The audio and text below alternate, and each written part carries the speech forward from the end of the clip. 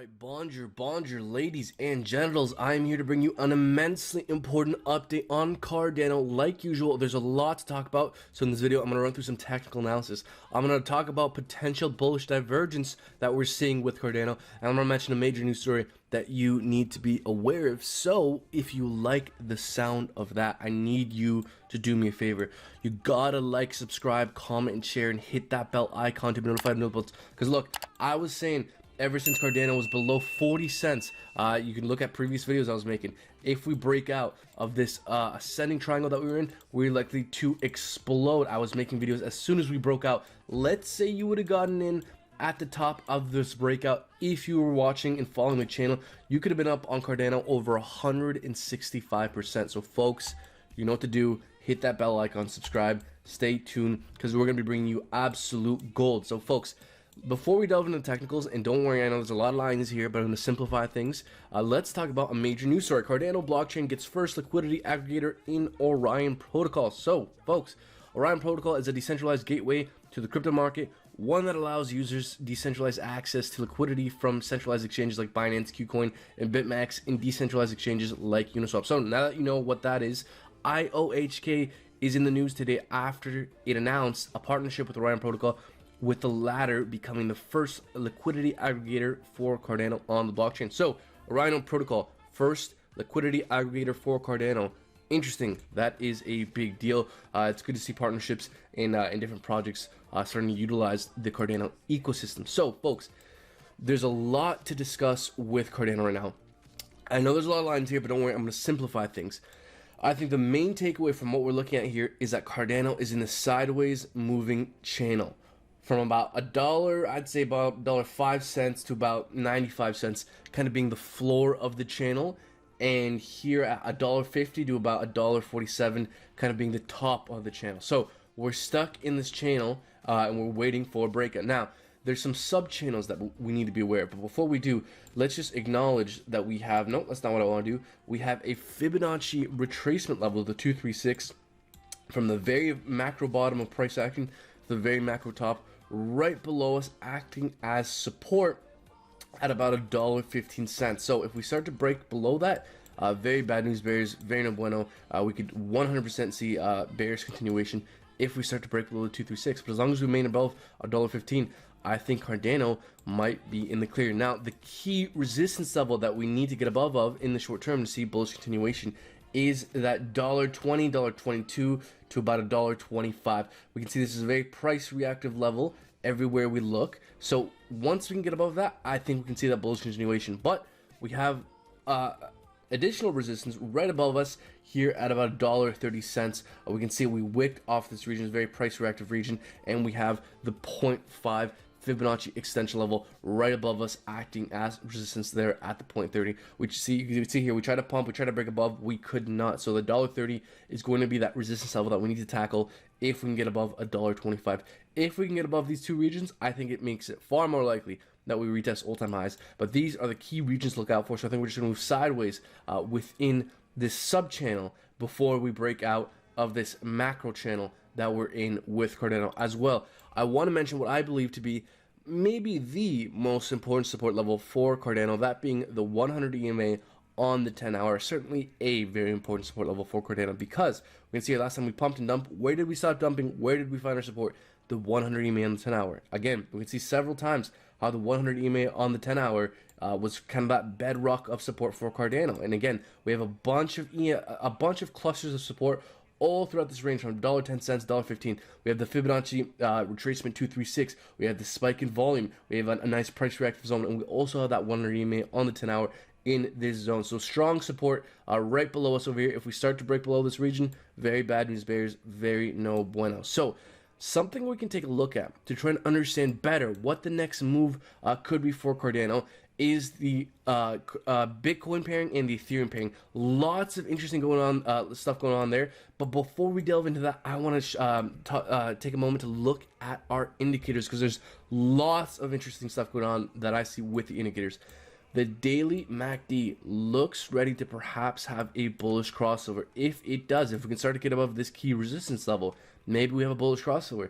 if we have that bullish crossover, that could be a factor that helps us see bullish continuation, because that is quite a big catalyst. You know, a lot of traders, if they see that, whoever's looking at the MACD on the daily, if they see that, that's obviously a big deal as well.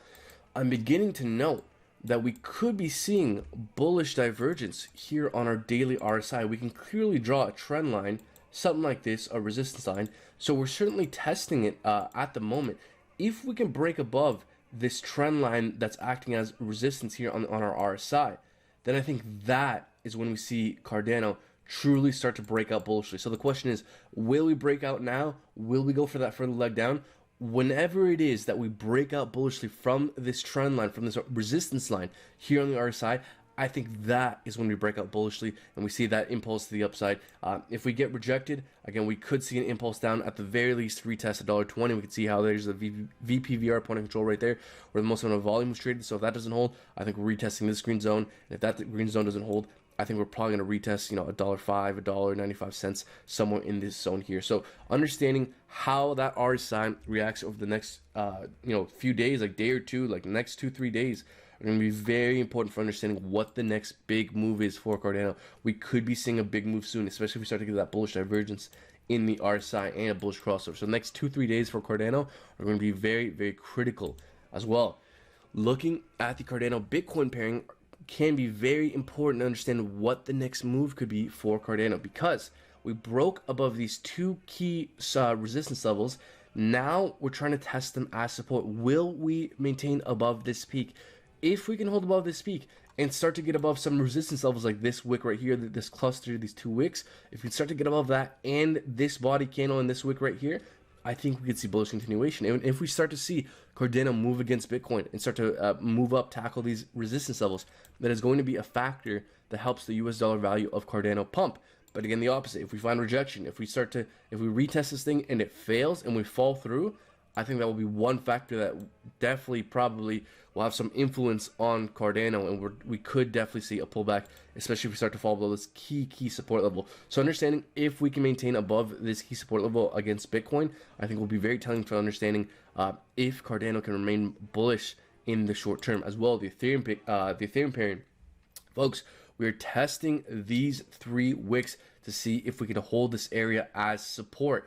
If we cannot hold this area of support, and if we start to go for that leg down, that could be a factor that helps Cardano break down. If we can hold this as support, if we can remain above these 3 areas of price action, then that could be a factor that helps Cardano pump. If we can hold this as support and we start to go for a leg up, that could be a factor that helps Cardano pump as well. Folks, we need to understand what is going on with Bitcoin dominance. This is a massive, massive deal. What we're seeing, Bitcoin dominance has fallen below the critical level of 60%. The last time this happened, the last time we were above 60%, we fell into 60%, was the July-August altcoin season. Folks, I think we're in the beginning stages of altcoin season. I think we're going to see the good altcoins really, really start to pump. And we're already seeing it. We're seeing a bunch of coins start to explode. Polkadot's doing amazing today. Messin's doing a video on that. I'll leave a link on the top right, somewhere in the description. We'll leave a link to that video. Make sure you check that out. There's lots of interesting stuff going on with the market. So to wrap up here, I want to talk about my long-term outlook with Cardano. I like to say I think Cardano has a good chance of reaching $5 to $10 over the long term. But I don't know that for sure. I'm scaling out of my long-term positions based off time frames and not so much specific price targets. I believe this bull run is likely to come to an end, or some kind of end, September, October, November this year. Come late third quarter, early fourth quarter is when I will begin scaling out of my long-term positions. If you want to know why I think that time frame specifically, join our Discord. Link for that is down in the description. In our resources section, I posted a chart by Trading Shot.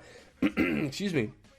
Trading Shot did a very good job of breaking down the Bitcoin cycles. Bitcoin has moved in these 4-year cycles because of the halvings. And based off the last halving that we've had, I think this market is likely to reach its peak September, October, November. So that is when I'm selling. So, I highly suggest you consider such strategy. Not financial advice. I'm not a financial advisor. So, folks, do not forget to like, subscribe, comment, share, and hit that bell icon to be notified of new uploads. Because if Cardano breaks out of any one of these channels here, we're definitely going to be talking about it, and it may be happening sooner rather than later. I think these next 2-3 days for Cardano are very, very key. If we can start to tackle these two key resistance areas, I think Cardano could be flying. So again, folks, stay tuned. If you like what we do and you want to support us, make sure you join our Patreon. Link for that is down in the description below. You'll get access to our VIP Discord where we talk about low cap gems, interesting setups, and very helpful resources as well. Check out Token Metrics. Token Metrics is an AI fueled price predictions and portfolio suggestions platform that we use to help inform some of our thought process and some of our research. They have very, very helpful code reviews, AI price predictions, and in fact, they're upgrading their model and will be increasing their prices, I believe, late April and end of this month. So if you sign up before that new rollout happens, you get grandfathered in at the cheaper prices. So if you've been sitting on the fence, we highly suggest you check out Token Metrics. Again, get grandfathered in at those cheaper prices.